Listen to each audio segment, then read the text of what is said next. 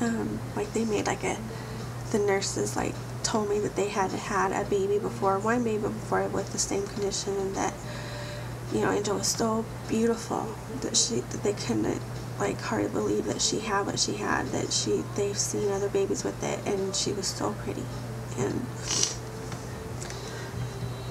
like they made her like an extra big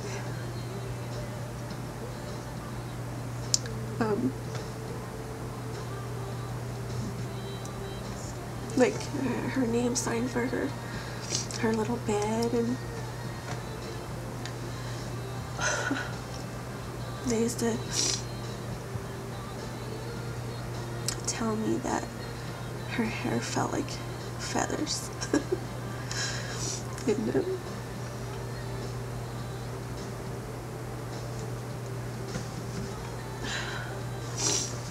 And they used to, you know, they just got really attached to her, and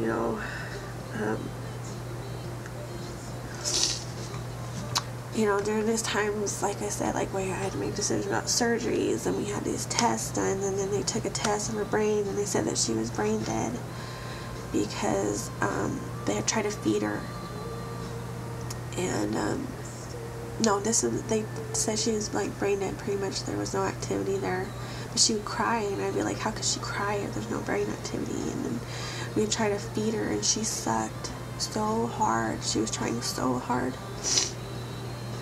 to eat, and I was like, how can you do that without brain activity, you know? But she couldn't, ultimately she couldn't eat. We had to feed her through a tube like I had to do with Isaiah, and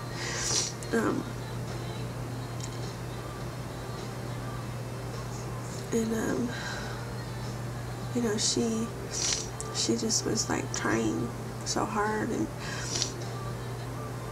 it's like, it's hard for me to say this because I'm getting really emotional, but like I said before, her eyes were little, so she had a hard time you know, like opening up her eyes, but whenever she would hear me, she would try to open her eyes.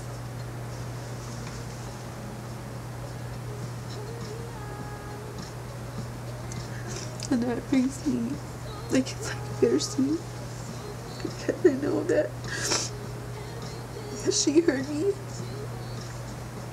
and she recognized me as her mom.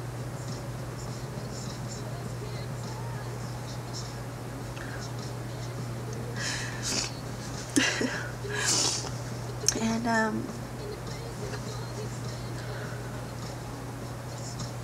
hold on, let me have a break real quick.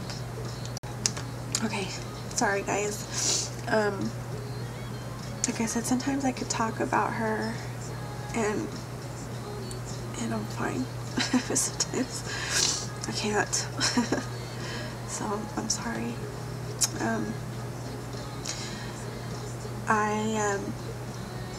So anyways, like I'd say, like she would like open her eyes for me, and you know, she was trying to eat, and I just like one night I was holding her, and I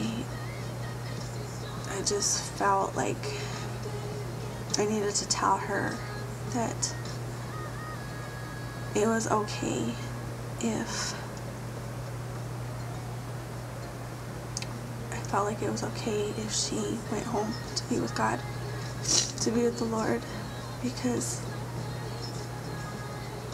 I felt like she was working so hard to eat and to do things, and she just couldn't.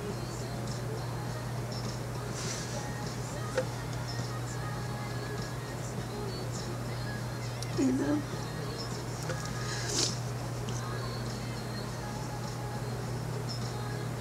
I just felt like I needed to tell her it was okay, you know, and I was saying to her.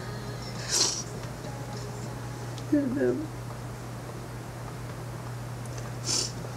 that night, my ex, her dad, you know, was in there with my aunt, and my aunt was sharing the Lord with him,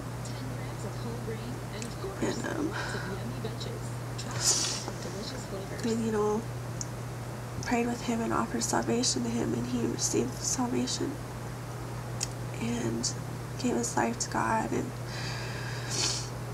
you know, prayed to God, holding her. And so, you know, at this point, you know, she was doing pretty good in the sense where no major things were happening, and I was getting better enough to go home. And, you know, they told me, you know, Angel's gonna be ready to go home. And, like, I didn't, you know, during my pregnancy, I didn't buy a lot of things for her because I didn't know what was gonna happen. But I bought some things because I was like, I cannot not have anything for her, you know, when I have her. And what if she's healed, you know, what if she's fine and she don't have an outfit to wear or anything, you know. So it wasn't like with Isaiah where we had all this stuff waiting for him when he came home, but I had something for her. And you know, they're like, you know, you're gonna be able to take her home, and we were ready to go buy a car seat and everything. And Angie, you know, Pete's, the pastor's wife, called me, and she was checking up on me, and I was like, oh, Angel's gonna come home, and, you know, she's gonna come home in a couple days. And you know, we were really excited and encouraged. And I remember that morning was the day, you know, after I had told her, it was, yeah, the day after I told her that it was okay for her to go home, you know. They're like, Aiesha, you know, get up, you know, and order your food, and you know, and I would, like I said, I always made sure somebody was in there with Angel, and I wanted to get in there. It was like stuff was delaying me getting in there, and I went in there, and I remember when I got up, I could feel like the poison, like the toxemia, like go like this in my foot, like the fluid in my foot. That's how much toxins I had in my body. And I just remember it was like squishy when I'd walk and stuff. And like I went over there, and my mom took a picture of me and her, and then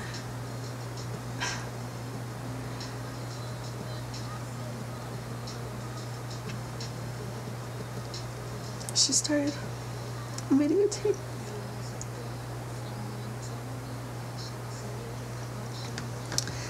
And Angel started going blue, and I started like screaming because I didn't know what was wrong.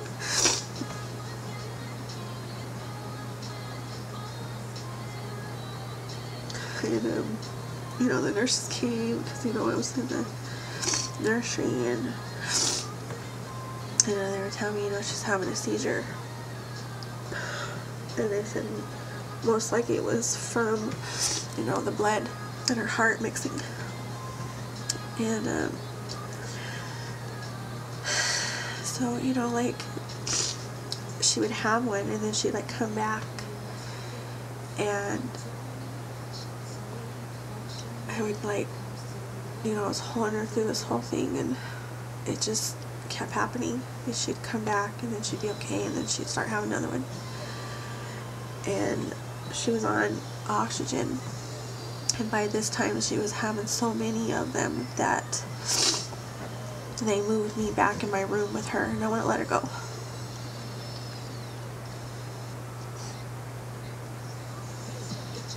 And I mean, I don't even know how much time went by, because, you know, my whole focus was on her. I wouldn't let her go, and so I was holding her through this, and like people came from my church, and they were in the hallway, you know, praying, and I was, you know, holding her through all these, and I finally like looked at her dad, and I said, I can't keep watching her go through this, you know. And I looked at the nurse, and I told her, I said, is the oxygen on her bringing her back, you know, is you know, every time she would go totally blue, like I think that she was gone, you know, and like her heart monitor, we'd stare at her heart monitor, and I just asked her, you know, is this oxygen bringing her back? I mean, does it keep bringing her back and prolonging her dying? And is she gonna die, you know? And the nurse was like, yeah, you know, like she's not gonna stop. And she's like, yeah, basically it's prolonging it. And I just looked back at her, you know, my daughter's dad, and I just said, you know, I can't keep watching her do this. I can't, you know, I can't keep making her go through this. And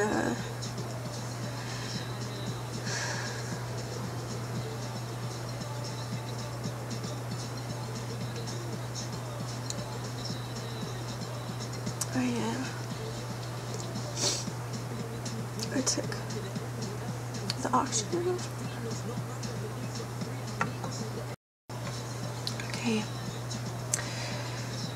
So I took the oxygen off of Angel, and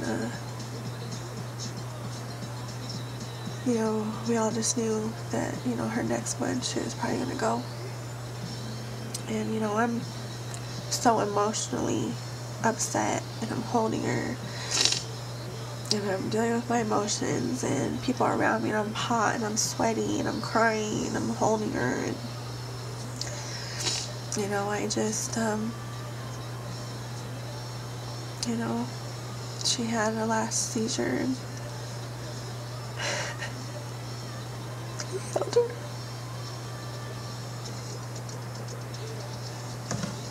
I held her. And then we were all praying. The last thing she did was she took her last breath, and she put her arms out like this, you know, and she put them out like that, like she went.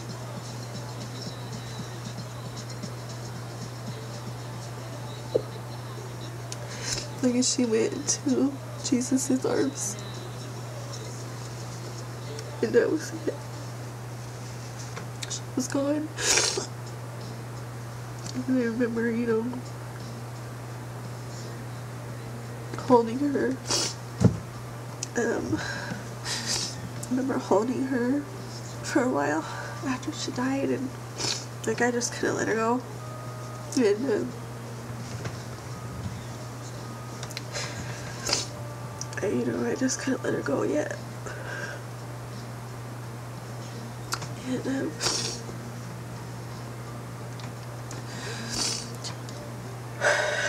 you know, I had to eventually let her go, and I remember just, God's so good, because right away, you know, when they took her, you know, you know, I couldn't stay there anymore. I had to leave. I was like, I have to get out of here. And